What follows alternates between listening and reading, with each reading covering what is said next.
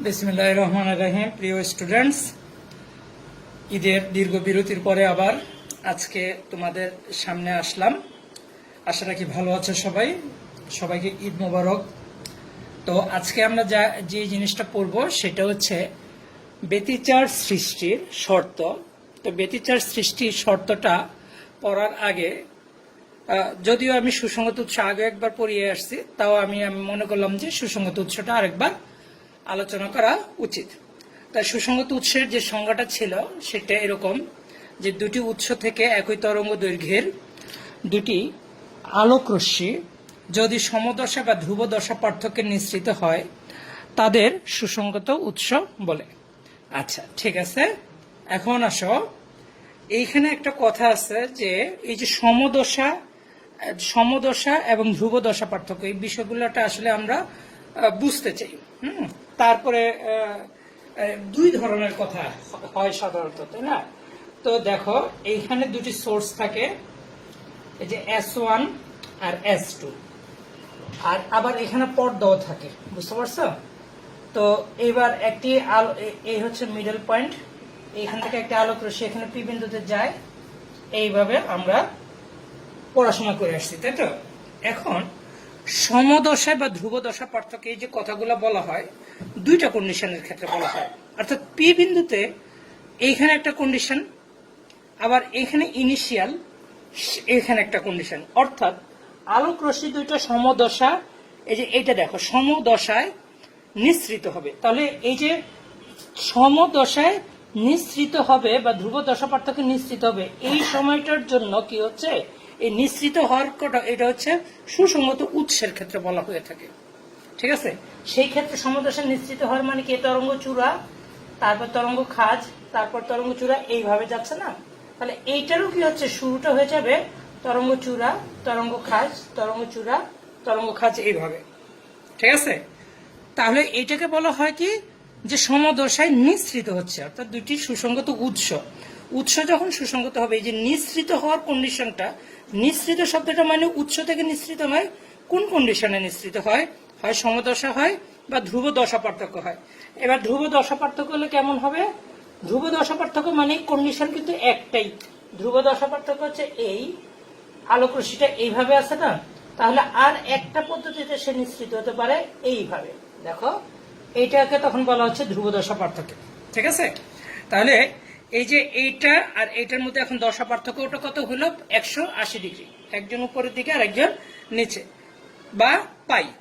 তাহলে এই যে এই শর্তটা যদি সব সময় বজায় থাকে, অর্থাৎ S1 থেকে S1 ও S2 এই দুটি উৎস থেকে আলোক নিঃসৃত আলোক রশ্মির কন্ডিশনটা যদি এমন হয় যে অলওয়েজ এরকম বজায় থাকবে, হয় ডিফারেন্সটা পাই থাকবে, দুইটার বিয়োগফল হয় পাই হবে, নতুবা জিরো হবে। এই হচ্ছে কথাটা। যদি জিরো হয় তখন বলা হচ্ছে নিঃসৃত হওয়ার ক্ষেত্রে এগুলা যে সমদশায়। আর যদি বলা হয় যে ধ্রুব দশা পার্থক্য, তখন মনে করবা যে দুইটার দশার বিয়োগফল হচ্ছে পাই। ঠিক আছে? আচ্ছা, এবার আলোক রশ্মি দুইটা পি বিন্দুতে আবার উপরিপাতিত হয়। সেইখানকার যে উপরিপাতনের শর্ত, সেই উপরিপাতনের শর্তটা হচ্ছে মূলত, সেটা হচ্ছে ব্যতিচারকে প্রত্যক্ষ করার জন্য। অর্থাৎ এইখানে আলোক রশ্মিটা তো এইভাবে যাচ্ছে, তাই না? এইবার দেখো, এই যে এইভাবে যাচ্ছে, এইভাবে গিয়ে এইভাবে গিয়ে এখানে পি বিন্দুতে এখানে চূড়ার সাথে চূড়ায় মিলিত হলো। তাহলে চূড়ার সাথে চূড়ায় যদি মিলিত হয় তখন আমরা বলবো মিলিত। একটা হচ্ছে নিঃসৃত আর একটা হচ্ছে মিলিত। তাহলে যখন মিলিত হবে তখন এখন চূড়ার সাথে চূড়ায় মিলিত হলে তখন কি হলো? সমদশায় মিলিত হলো। তাহলে সমদশায় মিলিত হলে তখন এই পি বিন্দুতে কি হবে? গঠনমূলক ব্যতিচার হবে। আর বিপরীত দশায় মিলিত হলে তখন সেখানে পি বিন্দুতে কি হয়ে যাবে? ধ্বংসাত্মক ব্যতিচার। তাহলে দশার ক্ষেত্রে আমরা দুইটি শব্দ উচ্চারণ করে থাকি, দুটিকে পৃথক করতে হবে। একটা হচ্ছে নিঃসৃত হওয়ার কন্ডিশন, আর একটা হচ্ছে মিলিত হওয়ার কন্ডিশন। নিঃসৃত হওয়ার কন্ডিশনটা কার ক্ষেত্রে প্রযোজ্য? সুসংগত উৎসের ক্ষেত্রে প্রযোজ্য। মিলিত হওয়ার কন্ডিশনটা কার ক্ষেত্রে প্রযোজ্য? ব্যতিচারকে প্রত্যক্ষ করার কাজে সেটা আমরা ব্যবহার করে থাকি। আশা রাখি কিছুটা বুঝতে পারছো। আর একটা হচ্ছে নিজে নিজে চিন্তা করে, তাহলে আর একটু ক্লিয়ার হয়ে আসবে। ঠিক আছে? আচ্ছা, ভালো কথা। এটা তাহলে সুসংগত উৎস সম্পর্কে আমাদের ভালো একটা ধারণা হলো। এবং আমরা সুসংগত উৎসের আরো শর্তগুলি আমরা দেখি, কি কি শর্ত বা আরো কিছু প্রশ্নাবলী পড়ি। এখন আমরা শর্তগুলো পড়ব, মূলত আস্তে আস্তে যাচ্ছি একটি সুসংগত, মূলত আমরা ব্যতিচারের শর্তগুলোর দিকে যাচ্ছি, বুঝতে পারছো? তো ব্যতিচারের শর্তর 80% হচ্ছে সুসংগত উৎসের শর্তের সাথে জড়িয়ে আছে, তাই আমরা সুসংগত উৎসের শর্তগুলো আগে বোঝার চেষ্টা করছি।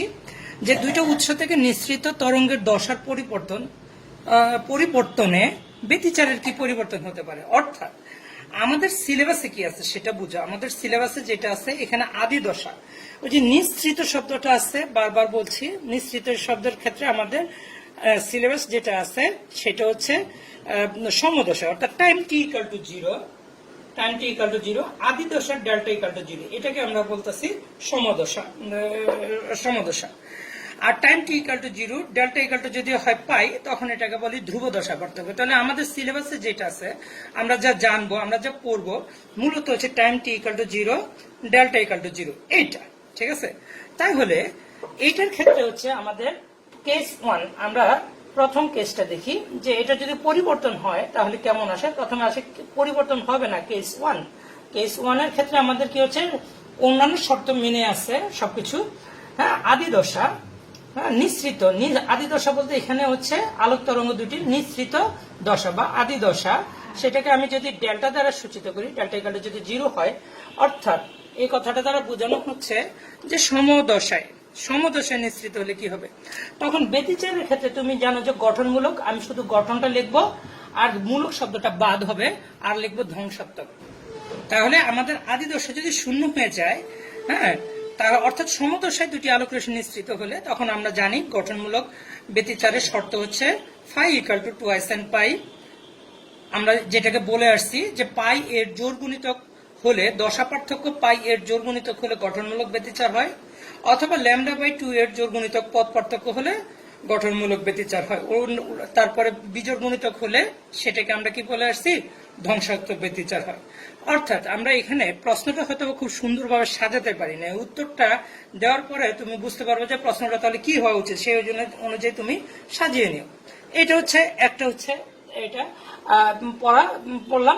আরেকটা হচ্ছে ধ্রুব দশা পার্থক্য, সবসময় খেয়াল রাখবা, কেস 2 ধ্রুব দশা পার্থক্য না, তাহলে এটা হচ্ছে ধ্রুব দশা পার্থক্য। এবং ধ্রুব দশা পার্থক্য ডেল্টা ইকুয়াল টু আমি লিখলাম যদি ধ্রুবক, আর আমরা জানি সেই ধ্রুবকটা শুধুমাত্র একটি মাত্র কন্ডিশন হতে পারে, সেটা হচ্ছে পাই। অর্থাৎ এখানকার চিত্র যদি আমি নিচেরটা চেঞ্জ করি, উপরেরটাও করতে পারবো, কোনো সমস্যা নাই, নিচেরটা চেঞ্জ করলে তখন তরঙ্গটা দেখতে এমন হয়ে যাবে, অর্থাৎ তাদের মধ্যে কি হচ্ছে, দশার একটা পার্থক্য থাকবে। হলে পরে তুমি দেখো আমরা গঠনমূলক ব্যতিচারের যে শর্তটা শিখছি সেখানেও একটা কন্ডিশন চেঞ্জ হয়ে যাবে। আমরা দেখছিলাম কি, এইখানে যখন আদি দশা 0, আমরা যখন দেখছিলাম এখানে আদি দশা 0, তখন পর্দায় গিয়ে যে পাই এর জোড় গুণিতকে তোমার কি হচ্ছে, গঠনমূলক ব্যতিচার হয়। আর এখন যেটা দেখতেছি যে আগে ছিল হচ্ছে পাই এর জোড় গুণিতক, টুয়াইস এন পাই এর জোড় গুণিতক হলে পরে পর্দায় গিয়ে কি করতেছে, যে গঠনমূলক ব্যতিচার সৃষ্টি করে।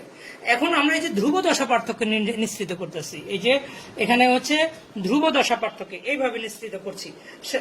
ধ্রুব দশা পার্থক্য মানেই হচ্ছে কিন্তু মূলত অতিরিক্ত একটি দশা পার্থক্য সৃষ্টি হওয়া, এবং সেটা পাই, আর অন্য কোনো কন্ডিশন নাই। তাহলে যা আগে ছিল তার সাথে অতিরিক্ত একটি দশা পার্থক্য সৃষ্টি যুক্ত হয়ে গেল, সেটা হচ্ছে পাই। তাহলে এখান থেকে তুমি কি করতে পারছো, টুয়াইস এন প্লাস 1, তাহলে টুয়াইস এন প্লাস 1 এক ধরনের কি হচ্ছে, বিজোড় সংখ্যা। তাহলে তুমি কি বলতে পারতেছো যে গঠনমূলক ব্যতিচার হবে কি, পাই এর বিজোড় গুণিতক পদ পার্থক্য। তাহলে অনুরূপভাবে তুমি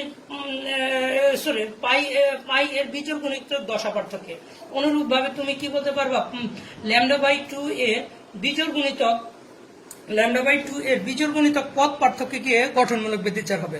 অর্থাৎ কন্ডিশনটা কি হয়ে যাচ্ছে, উল্টে যাচ্ছে। ফলে আগে উল্টে যাওয়ার ফলে আগে পি বিন্দুতে যখন তোমার যে শর্তে তোমার গঠনমূলক ব্যতিচার হতো একই বিন্দুতে, সেইখানে কি হয়ে যাবে, ধ্বংসাত্মক ব্যতিচার হয়ে যাবে। কখন, যদি উহাদের মধ্যে কি হচ্ছে, একটা ধ্রুব দশা পার্থক্য বা পাই দশা পার্থক্য থাকে, তখন কি হচ্ছে, কন্ডিশন চেঞ্জ হয়ে যাবে, যে গঠনমূলক ব্যতিচার হয়ে যাবে কখন, পাই এর বিজোড় গুণিতক পদ দশা পার্থক্যে, আর পদ পার্থক্যটা কত হবে, ল্যামডা বাই 2 এর বিজোড় গুণিতক পদ পার্থক্যে গেলে তোমার কি হচ্ছে, গঠনমূলক ব্যতিচার হবে। বলতে একটা অসুবিধা লাগে না। আর এখানে কি হবে, জোড় গুণিতকে ল্যামডা বাই 2 এর জোড়গুণিতক বা পাই এর জোড়গুণিতক হয়ে যাবে কি ধ্বংসাত্মক, অর্থাৎ একই কন্ডিশনটা কি হচ্ছে, একই পয়েন্ট কি হচ্ছে, কন্ডিশনটাকে উল্টে দিবে। যদি কখন হবে ঘটনাটা, যদি S1 ও S2 এর মধ্যে একটা দশা পার্থক্য থাকে এবং ধ্রুব দশা পার্থক্য, এবং সেই ধ্রুব দশা পার্থক্য হচ্ছে তোমার কত, পাই। ঠিক আছে, এরপরে কেস 3, সেটা হচ্ছে যদি দশা পার্থক্য ধ্রুব না হয়। তাহলে আসো, এটা খুব একটা বেশি বলবো না, এমনিতে বুঝতে পারবা না বললেও। যদি এটা পরিবর্তন হয় ক্রমাগত ভাবে, সময়ের সাথে সাথে এটা পরিবর্তন হয়, তাহলে পরিবর্তন হওয়ার অর্থ হচ্ছে S1 ও S2 এর মধ্যে এখন বর্তমানে আছে তারা পাই দশা পার্থক্য। কারণ পরিবর্তন হওয়া মানে কি, এই তরঙ্গটা একবার চেঞ্জ হয়ে যাবে, একবার উপরের দিকে উঠে যাবে তরঙ্গ চূড়াটা, অথবা এইটা নিচের দিকে নেমে যাবে। তাহলে একবার দশা পার্থক্য 0, আরেকবার দশা পার্থক্য কত আসবে, তোমার পাই। এরকম যদি হতে থাকে, ফলে পর্দার পি বিন্দুতে কি হবে, একবার উজ্জ্বল বিন্দু, আরেকবার কি হয়ে যাবে, অন্ধকার বিন্দু। এখন এই জিনিসটা যদি খুব দ্রুত হয়, র্যাপিড অ্যান্ড র্যান্ডম, এলোমেলো ভাবে এবং কি হচ্ছে খুব দ্রুত হয়, তাহলে আমাদের দৃষ্টি, আমরা তো মস্তিষ্কের স্থায়িত্বকাল হচ্ছে 0.1 সেকেন্ড। এখন 1 সেকেন্ডে যদি 10 বারের বেশি এই ঘটনাটা ঘটে, তাহলে পি বিন্দুতে উজ্জ্বল নাকি অন্ধকার বিন্দু সেটা তুমি পার্থক্য করতে পারবে না, তুমি উজ্জ্বল বিন্দুটাই দেখে যাবা, বুঝতে পারছো? ফলে একটা স্থায়ী যে একটা ব্যতিচার, সেই ব্যতিচারটা তুমি প্রত্যক্ষ করতে পারবে না। ফলে দশা পার্থক্য ক্রমাগত পরিবর্তন হলে পি বিন্দুতে ব্যতিচার হচ্ছে কি হচ্ছে না, এখানে উজ্জ্বলতার পরিবর্তন হচ্ছে কি হচ্ছে না, তা তুমি অবজার্ভ করতে পারবে না, দেখতে পাবে না, চোখে দেখতে পাবে না, বুঝতে পারবে না। আর কোন মানব ইন্দ্রিয় দ্বারা আমরা ব্যতিচারটাকে প্রত্যক্ষ করি আলোর ক্ষেত্রে, সেটা হচ্ছে মানুষের চোখ। চোখ দিয়ে আমরা এগুলা দেখতে পারি যে উজ্জ্বল হলো নাকি অন্ধকার হলো, তাই তো? তাহলে এখানে ব্যতিচার হচ্ছে কি হচ্ছে না, মানুষ সেটা বুঝতে পারবে না। ফলে আমাদের জন্য কি হচ্ছে, এই কন্ডিশনটা হলে পরে আমরা কি করব, যে পি বিন্দুতে ব্যতিচার হচ্ছে কি হচ্ছে না সেটা আমরা জানতে পারবো না। তাই আমরা এই কন্ডিশন দুইটার মধ্যে থাকবো, কেস 1 অথবা কেস 2, দুইটার মধ্যে একটা থাকলে চলে। তাহলে এইবার তোমরা তো একটা প্যাচ করে ফেলবা। তাই সিলেবাসে আমরা কি করছি, শুধুমাত্র কেস 1 এটি মনে রাখবা। আমাদের কিন্তু এটা দরকার নাই, সিলেবাসে এটা দরকার নাই, জানানোর জন্য প্রয়োজন। যতবার ব্যতিচার পড়িয়েছি, ম্যাক্সিমাম স্টুডেন্ট আমাকে এই প্রশ্নটা জিজ্ঞাসা করছে, স্যার ধ্রুব দশা পার্থক্য দ্বারা আসলে কি বোঝাচ্ছে, সেটা বোঝানোর জন্য এটা পড়ানো, ঠিক আছে? কিন্তু আমাদের প্রয়োজন হচ্ছে, আমাদের সিলেবাসে যেটা আছে, আমাদের টাইম টি ইকুয়াল টু 0 তে আদি দশা 0, এটা হচ্ছে আমাদের সিলেবাসে আছে। তাহলে আমাদের জন্য গঠনমূলক ব্যতিচার হচ্ছে পাই এর জোড় গুণিতক বা ল্যামডা বাই 2 এর জোড় গুণিতক, ধ্বংসাত্মকটা হচ্ছে বিজোড় গুণিতকের ক্ষেত্রে। আশা রাখি বুঝতে পারছো। তো ব্যতিচার সৃষ্টির জন্য এখন আমরা দেখতে চাই যে সুসংগত উৎস কেন প্রয়োজন। তাহলে ওই যে আমরা কিছুক্ষণ আগে চিত্র ছিল, পি বিন্দুতে তুমি তো ব্যতিচারটা চোখে দেখবা, তাহলে পি বিন্দুর একবার যদি সেখানে উজ্জ্বল বিন্দু, একবার অন্ধকার বিন্দু হয়, তাহলে তো তুমি বুঝতে পারবে না। তাহলে ব্যতিচার সৃষ্টিতে যদি সুসংগত উৎস হয়, আর সুসংগত উৎসের শর্ত হচ্ছে হয় নিঃসৃত আলো ধ্রুব দশা পার্থক্য নতুবা সমদশায় নিঃসৃত হবে, এই তো এটা কন্ডিশন। ফলে পি বিন্দুতে তুমি কি করবা, উজ্জ্বল বিন্দু হলে একদম কন্টিনিউয়াস উজ্জ্বল বিন্দু দেখবা, অন্ধকার বিন্দু হলে তাহলে তুমি কন্টিনিউয়াস অন্ধকার বিন্দু দেখবা, উজ্জ্বল হলে উজ্জ্বল, অন্ধকার হলে অন্ধকার। তাহলে তুমি কি করতে পারবে, তোমার চোখ বুঝতে পারবে, ব্যাপারটা পর্যবেক্ষণ করতে পারবে। তাহলে আমরা বুঝতে পারলাম যে, তাহলেই আমরা বুঝতে পারবো যে ব্যতিচার সৃষ্টি হয়েছে। তাহলে আনসারটা আমরা লিখে দিলাম যে পর্দার কোন বিন্দুতে স্থির বা স্থায়ী ব্যতিচার প্যাটার্ন পর্যবেক্ষণের জন্য, পর্যবেক্ষণটা কে করে, মানুষ, অর্থাৎ মানুষের জন্যই, মানুষ যেটা পর্যবেক্ষণ করবে, প্রথম শর্তটা মানুষ, পরে তুমি ব্যতিচার হোক বা না হোক, আগে তো মানুষ এটা পর্যবেক্ষণ করবে। তাই মানুষের জন্য কি হচ্ছে, তখন সুসংগত উৎস প্রয়োজন। আশা রাখি বুঝতে পারছো। যদি মানুষ শব্দটা একটু আমি যেভাবে লাইটলি হাইলাইট করে বললাম, অতটা ওই ইম্পর্টেন্ট না, তারপরে বললাম আর কি। তাহলে এখন আমাদের জানা উচিত সুসংগত উৎসের প্রয়োজনীয়তাটা কি, কেন আমরা সুসংগত উৎসটা ব্যবহার করব। তাহলে প্রথম যে জিনিসটা আছে, 1 নম্বর সুসংগত উৎসের প্রয়োজনীয়তায়, প্রথমে 1 নম্বরে আসো যে তুমি দেখছো যে সুসংগত উৎস, সরি আমরা প্রয়োজনীয়তা তো বললামই, আমি প্রশ্নটা আবারও বলছি যে সুসংগত উৎসের শর্তটা কি। তাহলে 1 নম্বর হচ্ছে সমদশায় থাকবে, ধ্রুব দশা পার্থক্য থাকবে। আরেকটা জিনিস, সুসংগত উৎসের যখন আমরা সংজ্ঞাটা পড়ছি তখন বলছিলাম কি একই তরঙ্গ দৈর্ঘ্য। তাহলে একই তরঙ্গ দৈর্ঘ্য থাকলে এখন কি হয়, তরঙ্গ দৈর্ঘ্যের উপর কন্ডিশন দিয়ে দিলা একই তরঙ্গ দৈর্ঘ্য, তার মাধ্যম যদি একই থাকে, V equal to F lambda, তরঙ্গ দৈর্ঘ্য ল্যামডা আর ভি দুইটাই সেম হয়ে গেল, তাহলে এফ কে কি হতে হবে, সেম হতে হবে। কিন্তু এফটাকে সরাসরি বলা হয় না কেন, কারণ হচ্ছে যেহেতু উৎস দুটি উৎস থেকে উৎসের পরিবর্তন কম্পাঙ্কের পরিবর্তন, তাই সরাসরি ওইভাবে কম্পাঙ্ককে সমান না করে বলা হচ্ছে যে তরঙ্গ দৈর্ঘ্যটা সেম হতে হবে। তখন কি হবে, মাধ্যম সেম, তরঙ্গ দৈর্ঘ্য সেম, সো দ্যাট কি হয়ে যাবে, কম্পাঙ্ক সেম। তাহলে তিনটি শর্ত মাস্ট লাগবে। তাহলে এই তিনটি শর্তটা আমরা দেখলাম, সমদশা বা ধ্রুব দশা পার্থক্য সেটা নিশ্চিত হতে হবে, এটা বারবার পড়ছি, তরঙ্গ দৈর্ঘ্য সমান হতে হবে এবং কম্পাঙ্ক সমান হতে হবে। এরপরে আসো আমরা যেটা দেখব সেটা হচ্ছে প্রকৃতিতে সুসংগত উৎস পাওয়া দুরূহ কেন, ঠিক না? দুরূহ মানে আমাদের বলা উচিত ছিল যে পাওয়া যায় না কেন, কিন্তু যদি পাওয়া যায় তাই আমরা এখানে দুরূহ শব্দটা ব্যবহার করছি। তো আমরা জানি যে আলো কোনো উৎস থেকে কেন নিঃসৃত হয়, এটা একটা পারমাণবিক ঘটনা।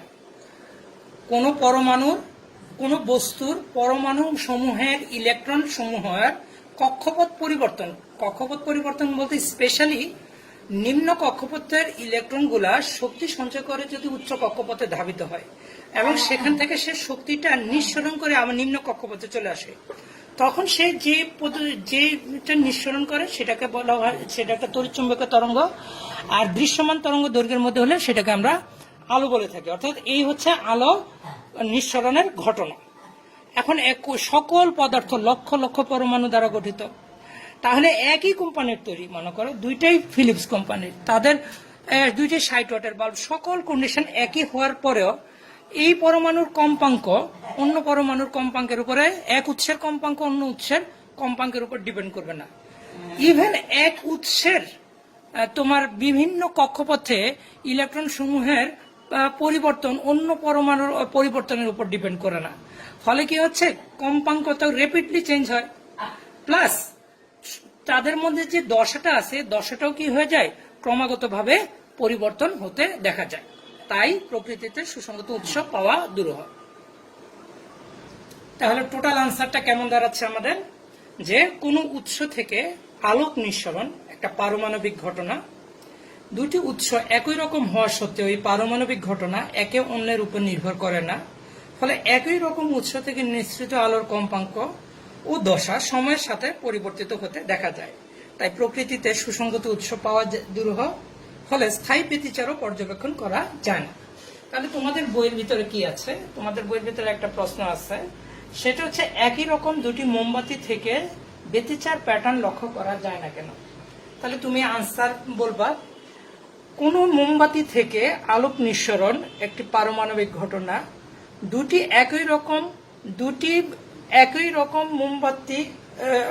দুটি মোমবাতি একই রকম হওয়া সত্ত্বেও এই পারমাণবিক ঘটনা একে অন্যের উপর নির্ভর করে না, ফলে একই রকম মোমবাতি থেকে নিঃসৃত আলোর কম্পাঙ্ক ও দশা সময়ের সাথে সাথে পরিবর্তিত হতে দেখা যায়। তাই প্রকৃতিতে এই লাইনটা বাদ দিবা আর কি, তাই প্রকৃতিতে সুসংগত উৎস পাওয়া দুরূহ, ফলে স্থায়ী ব্যতিচার পর্যবেক্ষণ করা যায় না। আচ্ছা, আমি এটা সাজিয়ে শুধু মোমবাতিটা রিপ্লেস করে দিই।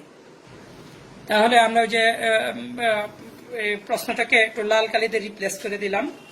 একই রকম দুটি মোমবাতির আলো দ্বারা ব্যতিচার সৃষ্টি হয় না কেন? প্রশ্ন হচ্ছে এটা, বইয়ের ভিতরে যেটা আছে কিংবা এটা বোর্ড পরীক্ষাও আসছে, তো আমরা সেটাই আনসার করতে আসছি। আনসার করতে গিয়ে দেখেছি মোম আর বাতি দুইটা লিখলে পরে জায়গা হয় না, তাই শুধু বাতি লিখেছি। তোমরা মোমবাতিও লিখতে পারো, শুধু বাতি দিলেও কোনো অসুবিধা নেই। কোনো বাতি থেকে আলোক নিঃসরণ একটি পারমাণবিক ঘটনা, দুটি বাতি একই রকম হওয়া সত্ত্বেও এই পারমাণবিক ঘটনা একে অন্যের উপর নির্ভর করে না, ফলে একই রকম বাতি থেকে নিঃসৃত আলোর কম্পাঙ্ক ও দশা সময়ের সাথে সাথে পরিবর্তিত হতে দেখা যায়।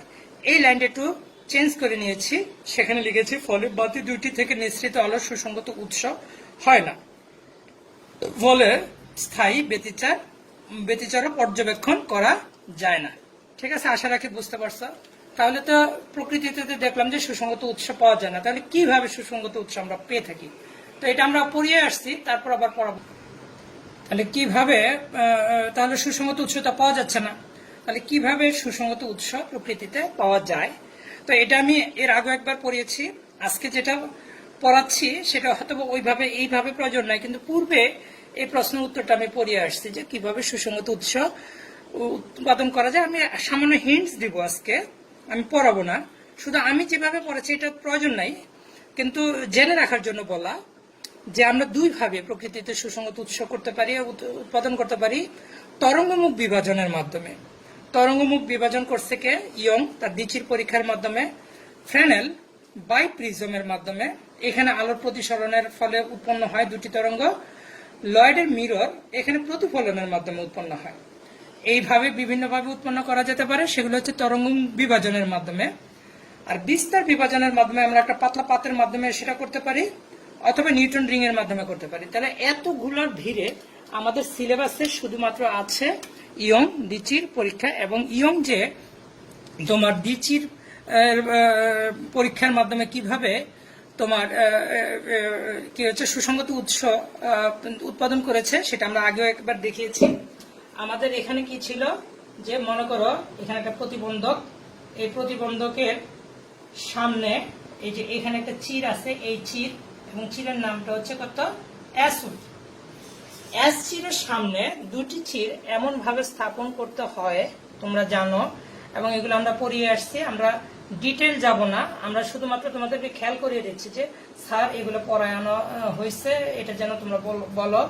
দুইটা চির আবার এমন ভাবে স্থাপন করতে হয়, এই যে S1 ও S2 চির, S1 আর S2 চির এমন ভাবে স্থাপন করতে হয় S থেকে S1 ও S থেকে S2 এর দূরত্ব যেন সমান হয়, বা S1 ও S2 মিলে একটি সমদ্বিবাহু ত্রিভুজ উৎপন্ন হয়। ফলে কি হচ্ছে, এখানে যদি একটা তরঙ্গ মুখ যায়, আচ্ছা আমরা এখানে এটা ইয়ং কি করছে, ইয়ং তার চির দিয়ে তোমার চিরটা কিভাবে তৈরি করছে, কলম আছে না, আগের দুয়াতকালীর কলম ছিল, কলম এটা এখন তোমরা দেখোই নাই। দুয়াতকালীর কলম এরকম একটা চিরের মতো একটা ব্যবস্থা ছিল, যেখানে পানি এসে কলমের কালি এসে তোমার ইয়া হতো। তো করছে ইয়ং যে এক্সপেরিমেন্টটা করছে, সেই দুয়াতের ওই দ্বারা ওই ছিদ্রপথ দিয়ে ইয়ং দ্বিচির পরীক্ষাটা করছে। তো চির তো পরে আসছে ব্যাপারটা, তাই না? তাহলে ইয়ং যেটা করছে সেটা এক নম্বরে করেছে কি, যে কলমের হোল দিয়ে করেছে। আরেকটা হচ্ছে যে সূর্যের যে সাদা আলো, সেই সাদা আলো দিয়ে পরীক্ষা করছে।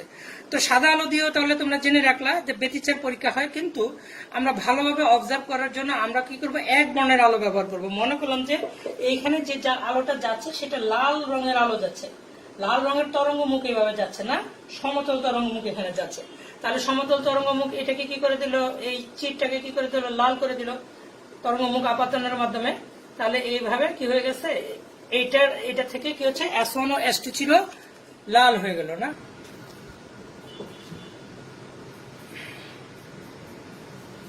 তাহলে এই তো এইভাবে আমরা কি দেখতে পেলাম, যে যদি লাল রং ব্যবহার করি, তো এটা একটা সমতল তরঙ্গমুখ লাল রঙের, সে S চিরকে আলোকিত করবে।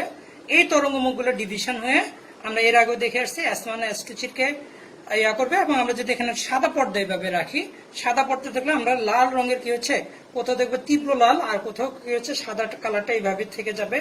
অন্ধকার ঘরে সাধারণত এক্সপেরিমেন্টটা করা হয়, আর অন্ধকার ঘরে তুমি সাদা কালারটা দেখার কথা না, ফলে এটা তোমার অন্ধকার মনে হবে, আর এটাকে তোমার কি হবে, তখন তুমি এটাকে বলবো উজ্জ্বল বিন্দু, আর এটা অন্ধকার বিন্দু। এটাকে যদি সেন্ট্রাল ব্রাইট বলা হয়, S1 থেকে এই পি বিন্দু, S1 থেকে এই বিন্দুতে এটা বিজিরু ধরলাম, বিজিরু থেকে আসতে যে পথ অতিক্রম করে S2 থেকে একই পথ অতিক্রম করে, ফলে কি হচ্ছে তাদের মধ্যে পথ পার্থক্য থাকে না, দশা পার্থক্য থাকে না, তারা সমদশে উপরিবর্তিত হয়।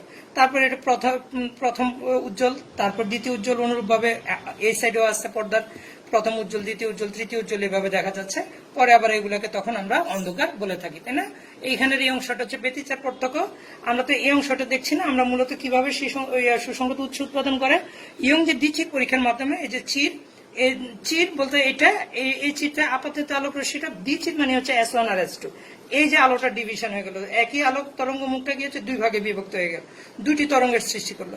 ফলে ওই যে আমরা যে পি বিন্দুটা পর্যবেক্ষণ করে থাকি সাধারণত, এই যে এইভাবে পর্দার উপর থেকে এইভাবে এই সে পি বিন্দুটা, এবার এই পি বিন্দুটার আমরা যে পথ পার্থক্য নির্ণয় করে থাকি, এইভাবে পথ পার্থক্য নির্ণয় করবো, দশা পার্থক্য নির্ণয় করবো, পূর্বের কন্ডিশন গুলা পূর্বের মতো আগের মতো থেকে যাবে, তাই না ফ্রেন্ডস? তো ভিডিওর সাইজটা একটু বড়ই হয়ে গেল।